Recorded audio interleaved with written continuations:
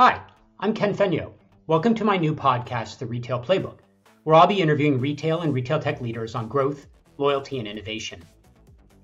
I spent most of my career focusing on how to drive business growth. I decided to start this podcast to highlight the companies and people I thought were reimagining how the retail industry could operate. I want to highlight practical insights on how to grow your business, whether you are a large retailer or a small tech startup. Innovation is critical to growth. When we think of innovation, we usually think of new tech like AI or robotics.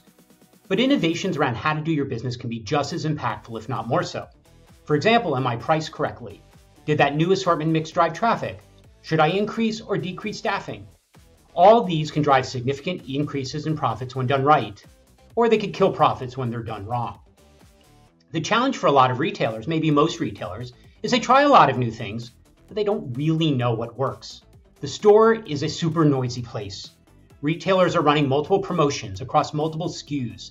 There are holidays, local events, weather, and a lot more. If sales went up when I tried something new, it can be hard to tell if it was because of the change or because of 100 other reasons. When I was at Kroger, we struggled to pull apart all the different things that were going on in the store to see what worked. That's why measurement matters.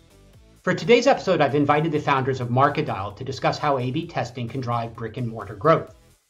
It's said half of the money spent on marketing is wasted. The trouble is you don't know which half. As a marketer, I can tell you that's true. But as we'll discuss today, only 30% of retail tests are successful. The question for retailers is, do you know which are those 30% of innovations that are going to drive growth? Or are you just guessing? And with that, let's jump in. Hi, I wanted to welcome Morgan Davis and Johnny Stoddard. Morgan is the co-founder and CEO of MarketDial, and Johnny is the co-founder and the chief revenue officer of MarketDial. Guys, welcome to the show. Thanks. Why don't we just start? I'd love to hear a bit about your backgrounds. Why don't you, Morgan, if you want to kick off, and then we'll just get going. Yeah. Background is simple. I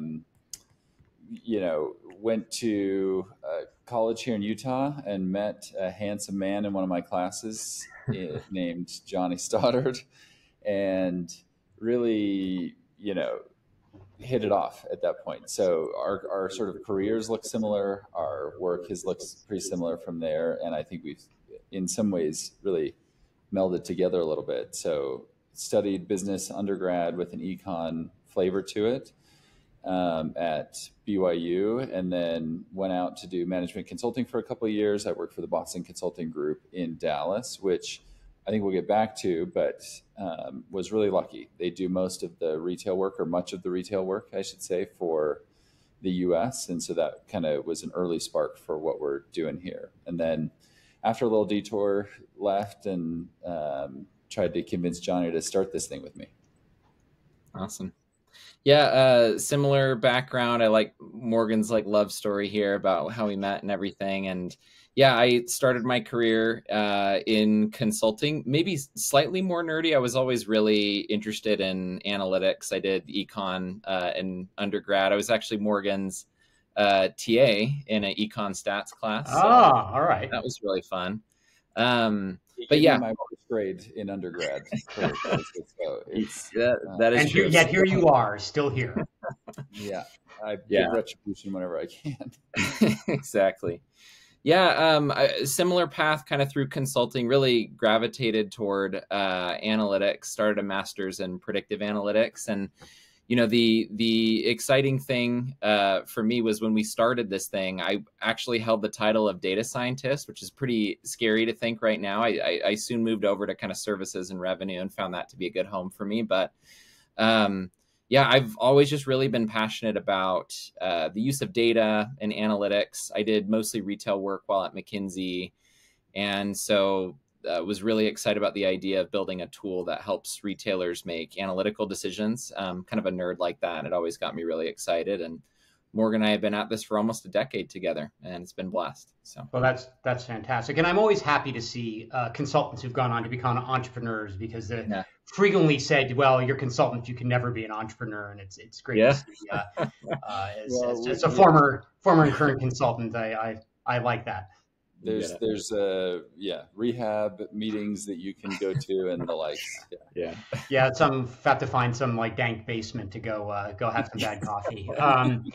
Why don't we turn over to the product? Tell me a little bit, tell everyone a bit about your product. You know, what problems are you solving, and then how did you guys approach building the solution that you have today? Yeah, I can hit the first part of it, and Johnny can fill in. Sure. It really started, or the spark of it came from those consulting days. So all of our, at least for me, all of my clients were retailers, CPGs, restaurants, that sort of group, a little dabble into travel and airlines, but did a bunch of work in there. And I saw this really consistent problem, which was consultants were paid a lot of money to come and provide well-reasoned, expensive, but well-reasoned hypotheses for those brands to say, hey, given ABC, we think you should do XYZ to maximize or optimize the business. And so for a restaurant chain that I worked on, one example was they were a burger restaurant, but they weren't, most of the revenue didn't come from those hamburgers. And so they wanted to kind of regain their market share in the hamburger space, which sounds dumb and easy, but was a ton of work. And we helped sort of re-architect their menu, helped re-architect their pricing ladder to get from value to expensive hamburgers, and really all of this sort of work. All of that work, though, ends in what I would call now is just basically a hypothesis, right? A bunch of well-reasoned, well-researched, well-thought-out hypotheses on what that business should do. And the gap, the next sort of stage in that gap is to really run rigorous experiments. And through every client engagement, I saw that just wasn't happening, or that it was happening very poorly at best. And that was sort of the spark of this, which is how can we help kind of experiment and validate those hypotheses that we were leaving behind at clients. And obviously, as you can guess, this isn't a great thing to run and build in a consulting firm and to go pitch. And the consultants are some of our best partners, but you can imagine the fear of that pitch, which is like, hey guys, I don't think all of what we're recommending is great. We should build some tooling to help verify that. It's not an ideal sort of pitch to consultants. So left, went separate ways from consulting. And that idea just sort of stuck with me, which is how can we scale experimentation and help these retailers, restaurants, et cetera, measure all of their various hypotheses? Because shockingly, there just wasn't much in the way of that, especially at that time. But even still today, that's many of our clients start from scratch when it comes to measurement in this world. So that's sort of the spark of it. Maybe Johnny can pick up and talk about actually what it is we do and how our software sort of tackles that. Yeah. I was going to add the color that I think is interesting is if you think about the challenge of enabling like testing, as Morgan was talking about at scale, the challenge is how do you build a software that enables a retailer to do pretty disparate things. So like if you think about I'm Dick's Sporting Goods and I'm thinking about how to re-merchandise my store, that's a pretty different business problem than say I'm Wingstop and I'm thinking about a new menu item, or how do I make the call-in order efficiency better here? But both of those things can be tested, right? You can funnel them through the scientific method to have test groups, control groups, KPIs, measures, lift, confidence. So if you squint at it, those problems are similar. And so a lot of what we've built and have spent the last 9-10 years doing is how do you build a software platform that enables those things at a really high level? It's an analytical tool. It connects to point of sale data and other data sources. And as an analyst at a retail restaurant organization, you can log in and put in a hypothesis, and from that design a test. So what's a non-biased treatment group? How many stores or customers should I test this in? What's a good control group? And then actually measure that in real time. So if you kind of just think about the problem of how disparate business problems can be solved with testing, part of the challenge is how you build a tool to kind of tackle each of those things. And so that's the nerdy stuff that we think about. But it's really interesting stuff that we get to work with our clients on.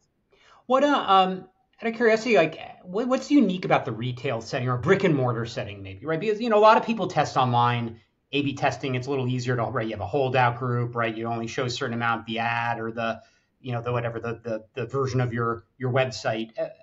What's unique about a retail setting or a brick and mortar setting, right? Because obviously it's retail restaurants.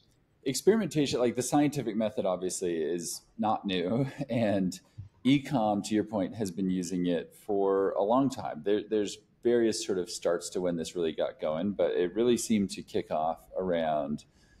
Actually, the Obama campaign did a lot of good work to make this really ubiquitous across measurement online, just how they ran that campaign. And a lot of the early folks from their web spending and optimization team went out and built tools like Optimizely to go do this in the e-com space.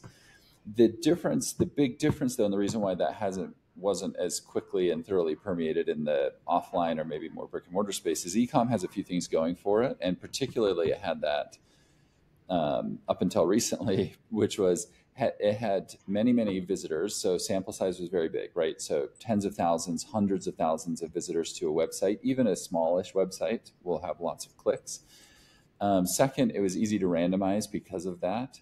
And third, you actually had really pretty good data, whether it was through your own tracking on your website, or you could get third-party cookies and really track where someone came from, what they did on your site, where they went after, where they spent their money. You had really good tracking. Attribution is a different bear, but you had pretty good tracking.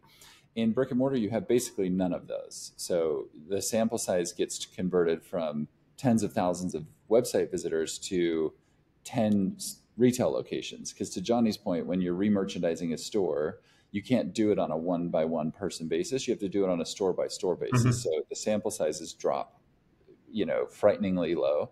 The data is noisier, much more seasonal. Things can interrupt it pretty easily.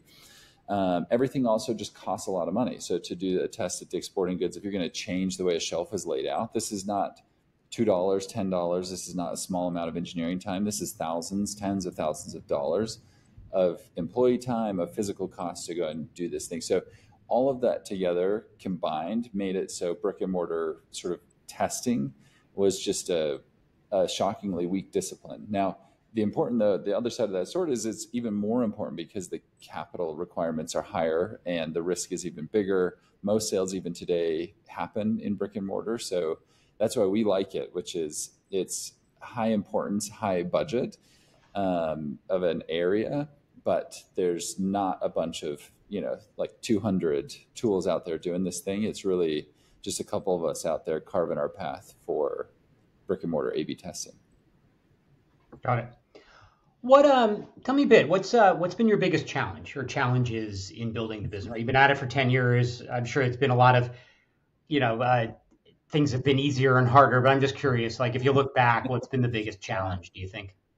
I can share some thoughts here. I'm sure Morgan will have some too. I mean, it's interesting in startup life, we've been at this for 10 years, but it feels like 40 to some degree, right? Like I don't think I had any gray hair before starting a business. And so I think there's like just the, call it normal startup stuff of like, how do you get capital? How do you kind of attract the best talent? How do you build the best product?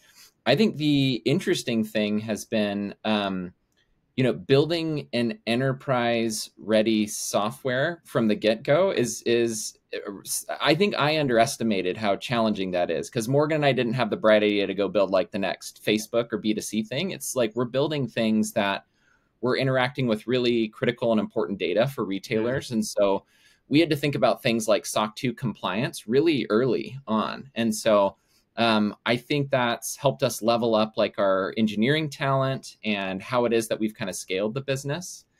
And then you throw on top of that, like retail has gone through the ringer in the past 10 years. So surviving things like COVID, there's been big shifts in customer behavior. There's this AI wave. There's uncertainty with tariffs, and, just a myriad of other things. And so we've had to be really dynamic in how it is that we plan out our roadmap and what features we build. And it's forced us to be really tight and close to our customers on what challenges they're thinking through. And honestly, like the product that we've built today is very different in a good way than what I think we set out to build, because we've had to really respond to a lot of that stuff.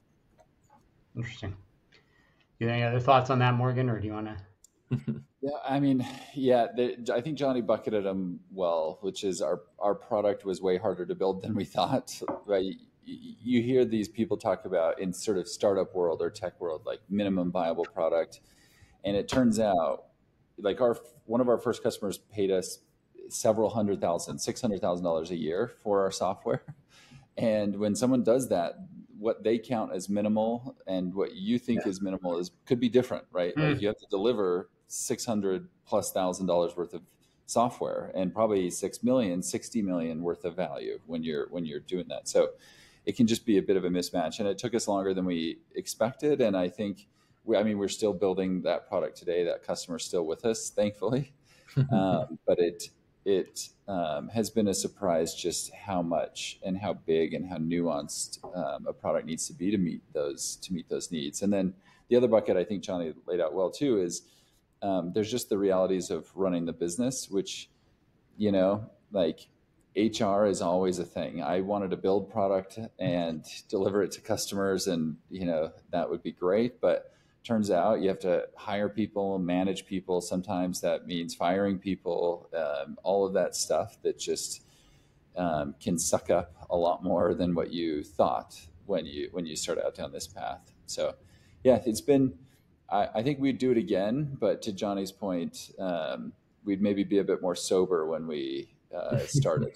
That is a good way of getting to it. I think also, my experience has been retail. I think people always underestimate just how operationally intensive retail is as a business, right? It's, you're getting hundreds, thousands of products from disparate parts of the world into warehouses, into your store, onto the shelf, off the shelf, right? And I think you need to have the ability to really work at that kind of consistency and reliability. Otherwise, you don't make it, right? Because retailers don't have any patience for the system can't go down, right? We can't not process orders. We can't not have good ship, right? All that has to happen, and I think that really creates a higher expectation, maybe than in other industries.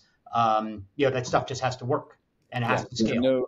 There's no slack in the retail system. So one kernel of sand, one speck of dust can derail things, and so that better not be you if you're a vendor in that space. Yeah, no, totally agree. Why don't we switch a bit to the retailer end for a second? We're going to come back to a few other ideas, but what are you seeing on the retail end? Like, what are you seeing people testing? Obviously, we've got a lot of tariffs in the market, right? The economies seem to be possibly weakening. What are you seeing from the retail, your clients? What are the kind of things they worried about? Maybe how are you seeing that translate into tests that maybe are different now than they were, a couple of years ago? Curious just where you see things going.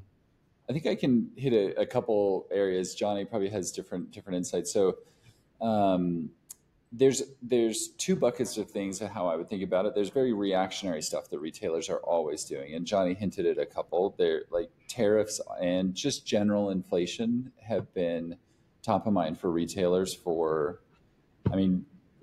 5 years, 4 years or something at this point. It's been really, really top of mind, and retailers feel like they have a sort of contract with their customer, and it's really intimate and important for them to maintain their side of that deal, right? Which is, we're going to provide you the best product or service at a price that we can continue to serve you at. And that can be complicated sometimes. And so retailers are really stressed about raising price or changing price on consumers when they're already being pinched in a lot of ways. And so how to do that, where they can do that, where that trust isn't broken with their customers, how to, continue that relationship while still keeping the lights on is really, really big. So those ones feel more reactionary. And immediately post-COVID, the big thing was, post-COVID was, we have no inventory. We need all the inventory we can get and at all costs. And then 8 months later, it was, oh crap, we have too much inventory. What do we do with this? How do we clear it? Where do we put it? And so I would say there's just always reactionary stuff. And today's flavor is tariffs,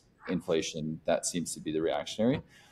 On the other side, though, I would say there's more sort of stable, long-lasting stuff that retailers seem to drive on their own. So obviously, it could feel reactionary, but it's a longer-term play, is retailers are really thinking about how they can cut costs while still delivering that part of the service that they're doing. And cut costs could mean How do we tighten our hours? How do we tighten our offerings and have fewer products, but better products that our customers might want? How do we, how do we, the dangers of being returned to office. No, I'm the last one here.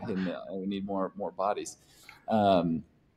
So yeah, just that whole sort of structure on how they might cut costs. It might mean how do we optimize our labor here in the stores, and that can be really complicated to do because again, you want your employees happy and you want them to get enough hours and have a good experience, but you need your customers to have a good enough experience and have someone on the other end of that relationship. So cost cutting is a huge one. And then there's just really fun ones that prop up like a few years ago. And I don't know exactly who prompted this. Every gas station went through and upgraded their coffee machines. They all spent like $50,000 per store on these really fancy bean to cup coffee machines. And we don't share our clients to each client what the other clients are doing in those verticals, but it was really crazy to see in like a 3-month period, all of them kicked off a bean to cup coffee test. And I always think like some coffee salesman just was out there kicking ass that quarter and got every convenience store in America to make that switch. So sometimes we get these weird anomalies like that, but mostly it's bigger, longer term stuff and then some reactionary stuff in the middle. Yeah. There's some, this is a great question, Ken, I could nerd out about for a while because we do get some interesting insight because since we're a testing platform, we're kind of seeing the kind of the bleeding edge of innovation often, right? There were two that kind of popped into my mind. There is kind of a newer wave of testing applicability of AI in a retail context. And I don't think we've seen all of this yet, but there's kind of a big hypothesis that not just retail, but business in general is trying to figure out where is AI properly applied and can it be kind of damaging? There seems to be some consensus around like, hey, there's back office tasks where it makes a ton of sense, right? Front office or customer facing can be challenging.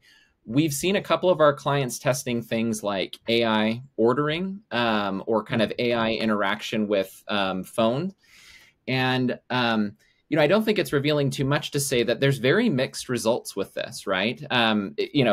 People have probably seen the TikTok reel about this with Arctic Circle and people ordering with AI bots and how bad that experience can be. Not surprisingly, we've seen this with other retail clients where the AI ordering process or the AI kind of interaction process really turns customers off. And so what that looks like from a test and control lens is you implement some of that technology and you may see efficiency gains, but you certainly don't see sales lift. And at times you can see sales declines or at least some kind of softening there. So that to me is really interesting. And I think the jury's out on the applicability of AI in a retail context.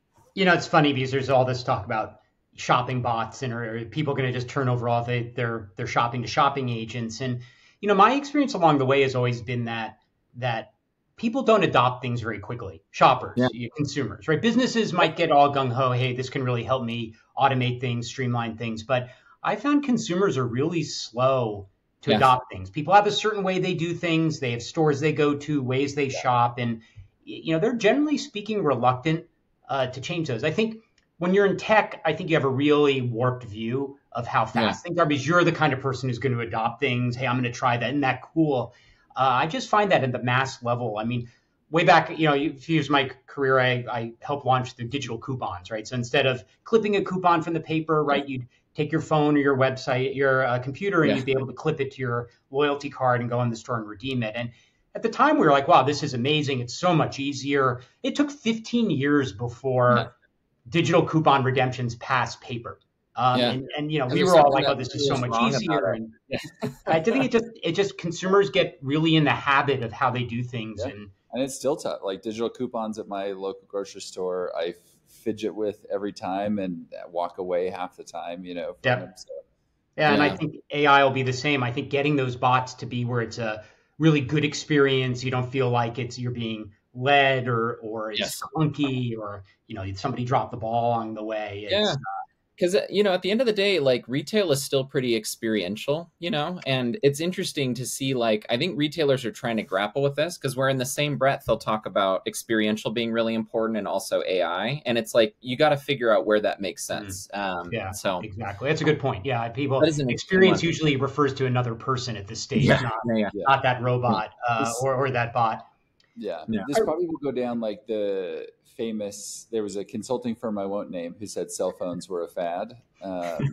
So this is a risk of saying that. But shopper bots, I don't get. I think they will die so fast. And it sounds like somebody who made a tool for somebody who's never shopped for something. Like that's just not how consumers think. That's not how they go. Like if I know exactly the SKU that I want and I want something to go look for, okay, that's a different thing. That's not a shopper. That's like at best an execution tool to like a coupon. That's the new honey.com add-in or whatever that browser plugin is, which, big business, great. But it just doesn't have what consumers want. And I think you're going to lose if you try it. The more you sort of force people down those paths, I think it's going to lose out until, as Johnny points out, until we figure out what it is. But today, like AI phone calls, like Johnny was nicer about it. Like mixed results is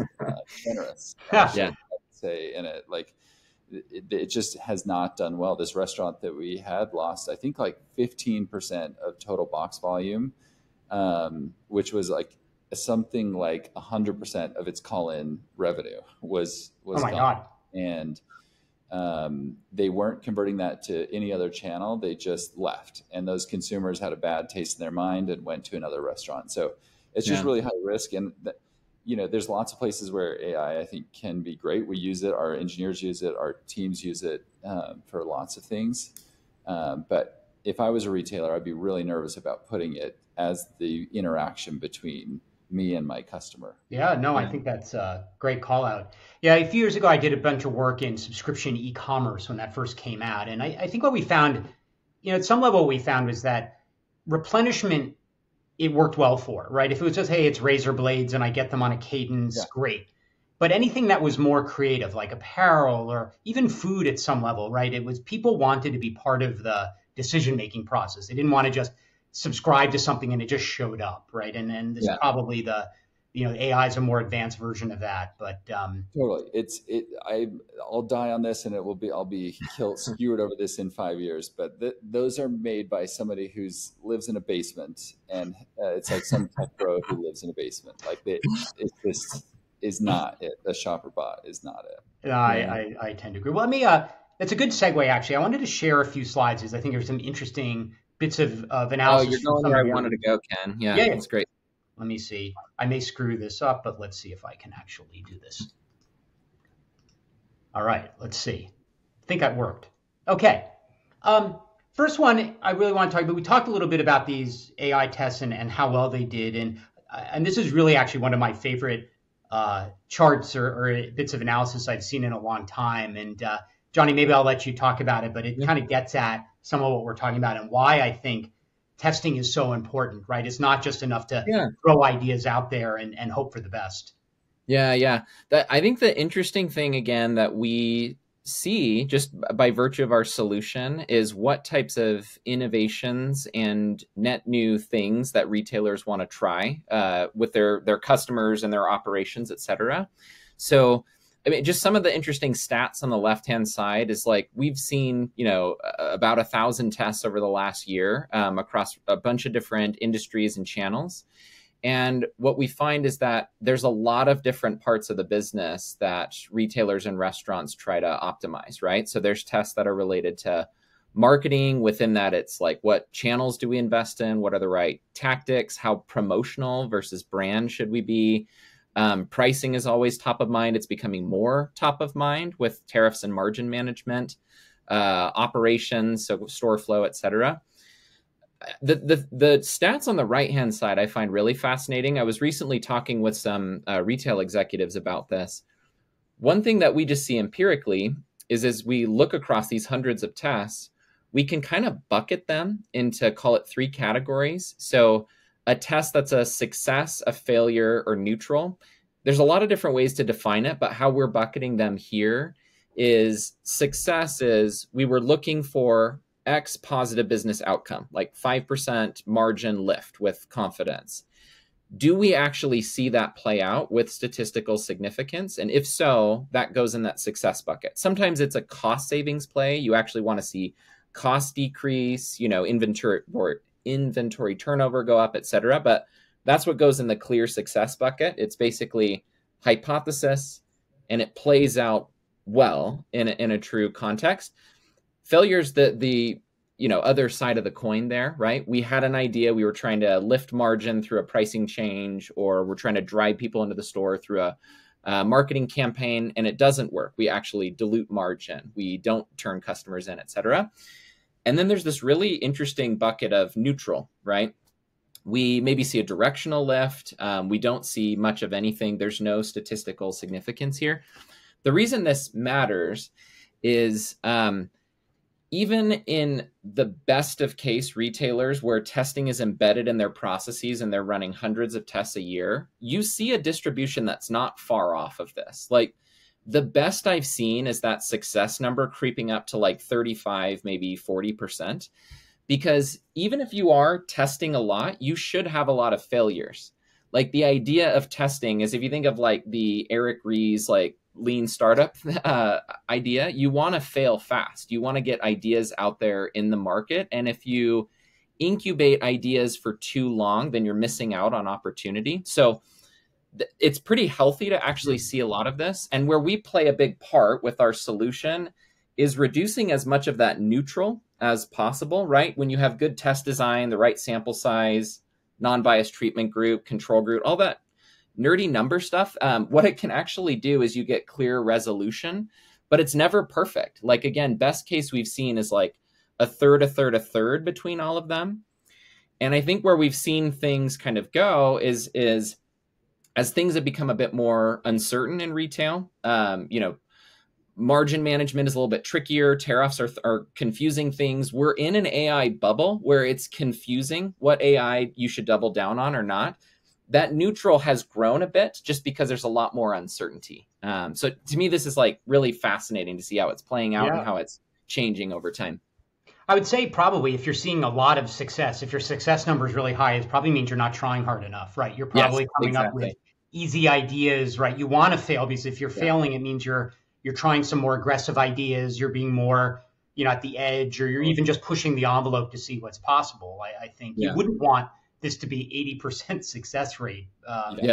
Probably in the end. What we have to do though is coach people on that just ideology so that the senior leadership knows to expect it and can encourage it, and the more sort of junior operational folks aren't scared, because you don't want them thinking, if my idea doesn't work, I'm going to get fired. That's very not the right thing. And so we have to spend a lot of time coaching, especially at the outset, like, hey, this is normal. This is what it should look like. You need to be failing, and here's what that looks like. So and I think the other thing here, maybe it's worth having you guys chat a bit about, is in a lot of ways, when you look at the total value created, avoiding the failures, meaning like some idea you threw out there, you put it in the store. A lot of times retailers will not really be sure. They may take an idea that really doesn't work and they'll roll it out. And then they have to back it out. It's, from the data I've seen, it's actually avoiding the failures is almost as important as doubling down on the successes. Yeah. It's funny. The way I would think about it is, even if you imagine the upside and the downside were equal, on the upside, even just psychologically, our retailers are great and our customers are generous and smart. But if we say, hey, your good idea worked, they're like, yeah, no, duh, I'm a genius. It's like very, easy for them to claim the credit. When we though say, hey, that idea is bad, and here's how much you would lose if you rolled this out, that's actually where, even if we help get confidence on the upside, we don't get as much credit. But on the downside, we do get maybe an outsized amount of credit when we're the ones saying, hey, pump the brakes on this. This is not the way. So even though the upside and downsides actually tend to be pretty close to each other, a lot of our clients think about our ROI in that downside avoidance bucket. More than if I were to just share an example, one of my favorite client moments, if you will, was we were working with a big convenience chain on a major project where they were testing this big kind of CapEx expenditure. Basically, they were looking at investing in these like auto front loading technology, right? Like you take a Coke and then the next one kind of auto front loads through a roller. Anyways, big CapEx. And there were a lot of teams involved in this, category management, the ops team, et cetera. And it was our job to kind of go back and show them through our software that like they weren't seeing a return on this. It wasn't driving necessarily more sales or throughput. And you always feel a little nervous being on the vendor side of that because you have to kind of tell them that their baby's ugly. And honestly, it was one of my favorite moments because the CFO spoke up and said something to the effect of like, no, I'm like fist pumping excited about these results. This is exactly why we test. If every idea that we had worked, then we wouldn't need to test, right? Like this is what keeps us honest. And it's like, yes, you get it. That's exactly why it is that you test as a retailer is you want to ferret out the failures so that you can double down on the successes. Yeah, totally agree. Cool. Let's do one more. I wanted to, hopefully this goes down. Oh, it does. So we talked a bit about tariffs, and pricing is always a perennial issue in retail trying to figure it out. But I thought this was an interesting chart just to show kind of results you can get back when you're using MarketDial. Maybe just spend a minute chatting about this one if you could. Yeah. Do you want to take it or do you want me to hit it? How about I do, and then you can fill in the details a little bit. If you think back to the last slide, we've done a bunch of tests with retailers. One that pops up commonly and more so recently is pricing, right? Like it's what you often think of in retail is how do you kind of set the right price? And I don't claim to be a pricing expert. I know enough to know how complicated of a science it is. But there's a lot that goes into it, right? You're thinking about your competitive set. You're thinking about things like key value items. You're thinking about the basket that you're building. And so where do you take price concessions to expand, your basket?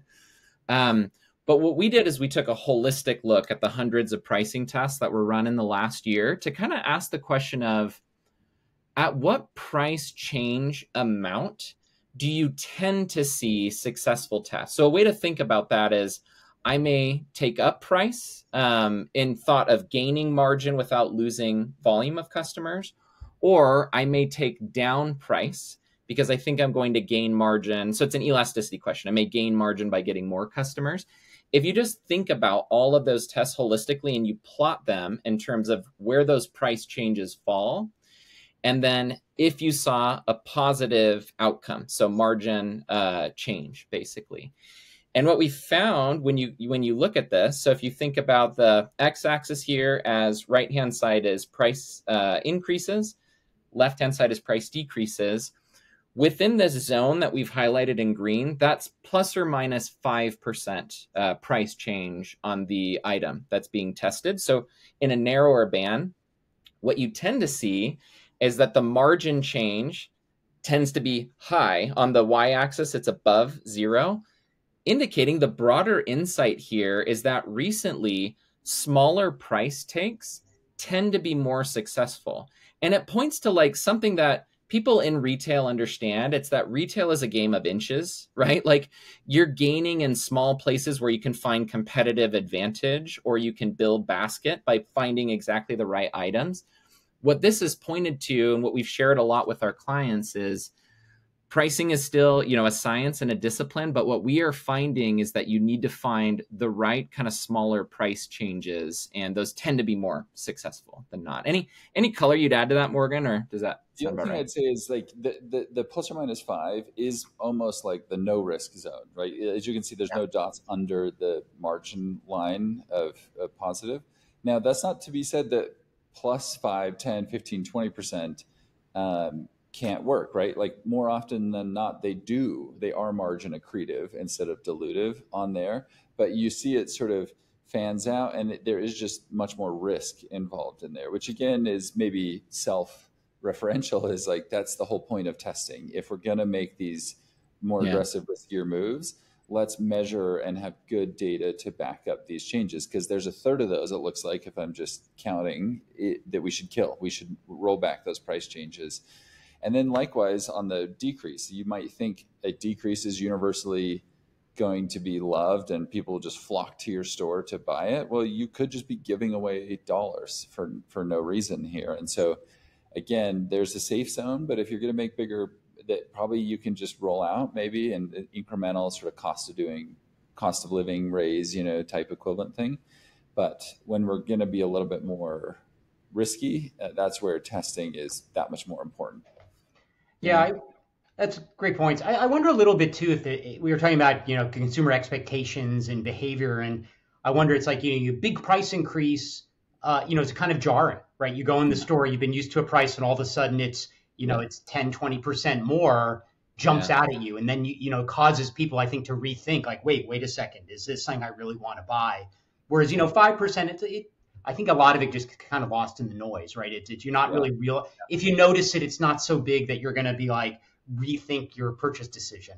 Yeah. I think pricing tests are actually really susceptible to, and these ones we pulled out that were longer term and more sticky results. But pricing tests are famous for working immediately and eroding over time, right? So if you're in the McDonald's drive-through, for example, and the price of your meal went up by 40%, just a crazy number, you might buy it still because you're kind of committed. You can't back out of that situation. Like you're there. So maybe you trade up or down on what you're getting, but like you're there. But you're not going to go next week, right? And that's how that's the risk of these pricing. If you're thinking short term, like you will drive margin on day one, almost certainly. But on day 10, on day 50, on day 100, is that customer value prop still strong? And this also brings up a lot of things that retailers are doing. Is pricing is very rarely done in a vacuum, right? Like there's cost pressures that are coming up. There's, as we mentioned, tariffs that are coming up. But there's also a big effort underway of, hey, if we have to raise price on our mainline goods, is there a way that we can offer more value in our private label? And so it's a bit of a merchandising discussion attached to a pricing discussion. So these tend to be multi-sided optimizations that go there. But really it goes back to what's the sort of social contract with our customer and how do we maintain that balance? Yeah, that's a great point. And I would go back to that idea of being this is a longer term game. And ultimately in retail, it's about, yes, acquisition, but really it's about loyalty and that getting people to come back over and over. And, as you said, you may get the immediate bump because people pay it and then they realize what the jump was. And they're like, you know what, I can't afford this, or I'm now mad, or whatever they decide can really hurt your long-term loyalty. So that's really why this testing has to be done over enough period. You get the full picture. Yeah. Why don't we see if I can stop sharing? Oh, that worked. How about that? Why don't we just ask a couple more questions just to maybe wrap up? Curious more, you guys have been founders of this company, you've been doing it for a while now. Curious, what advice would you give other founders, other people thinking about getting into retail, building solutions for retail, other than not doing it? What advice would you give? That was going to be my first thing, is think long and hard about if you want to take the plunge. I mean, it's one of those things where, gosh, we've been at it for so long. It's hard to summarize all the insights over the past 10 years, but like, I wouldn't change it for anything. Like building a startup with Morgan has been just one of the best decisions ever. But I think it's helpful to consider just like the investment that it takes to build something, because the first idea you have is going to be wrong. And so there's just a lot of like learning and humility that you have to have in order to make something work, right? So the amount of like iteration and conversations with customers and stuff to get something right, it's a long journey. But it takes a little bit of craziness to do it, and it takes a lot of humility to get it right. Yeah, the only thing I'd add is, and Johnny hinted at it, but he's probably less satisfied than I am, is choosing your partner well is really, like, there's so many times, and Johnny and I actually think really good at this, when one of us is irrationally happy, the other can balance it out, and when one's depressed and wants to quit and give it all up, the other can balance it out. And we have different skill sets, and I think that was something I underestimated and definitely undervalued upfront. Like, I just liked Johnny before. Mm-hmm. Despite the bad grade, in undergrad. Yeah, exactly. I respected your honesty, I suppose. You saw me for who I really am. But it is in some ways like, and one of our investors jokes that Startups are in some ways harder to unwind than marriages, because you have investors, you have all this like ownership and equity that doesn't sort of go away, and it's really can be complicated. And so being sure you have the right, obviously, investor crew and support there, but the people you're going to be doing it with. And I couldn't pick any better than John. Oh, come on. That's very nice. Yeah. I do agree with you at some level. There's a lot of stuff that goes into a great company, but I do think the team ultimately is what makes or break it, right? The people you're working with, these are really hands-on, emotionally intense experiences. And I think, having the people with you who you're willing to go to war with, I do think makes a huge difference. I think that's huge. That's maybe even a more universal thing for folks, even if you're not thinking a startup. It's just like team is so important. Like, I think we have been relatively smart about always being patient with hiring, and not like, it can be tempting. Like you have a big need. It feels like everything's on fire and you're doing 10 people's job as one person. I think we've always been happy when we've been patient to find the right person. And you feel that especially in a startup because it's a small ship of people, right? Like you add one person, you feel that, And so I've never regretted taking longer to find the right person. That's great. Guys, I want to thank you both very much. It's been a great conversation. I've really enjoyed it. I hope you guys have had fun, and I'm sure we'll talk soon. Thank you. Yeah, thanks, Ken. This was great. Thanks again, Morgan and Johnny from MarketDial. That was a great conversation. Really enjoyed it. If I could, I'd probably leave everyone with 3 thoughts. If I'm a retailer and I'm really trying to grow my business, whether that's the top line or try to grow profitability, I really think there's 3 areas you need to focus on. I think one is to really generate lots of ideas. I think we talked a bit about the fact that you don't want all of your ideas to be a success. It's important to be pushing the envelope. It's important to test new ideas. AI is a great example. People are trying new shopping agents, new tools. Really understanding if those are going to drive value is critical, because as we saw from the conversation with Johnny and Morgan, not every AI tool is panning out. Matter of fact, many of them are destroying value and hurting your relationship with the customers. And it's important to know which of those tools do that versus which of those do not. I think the second is really to invest in testing.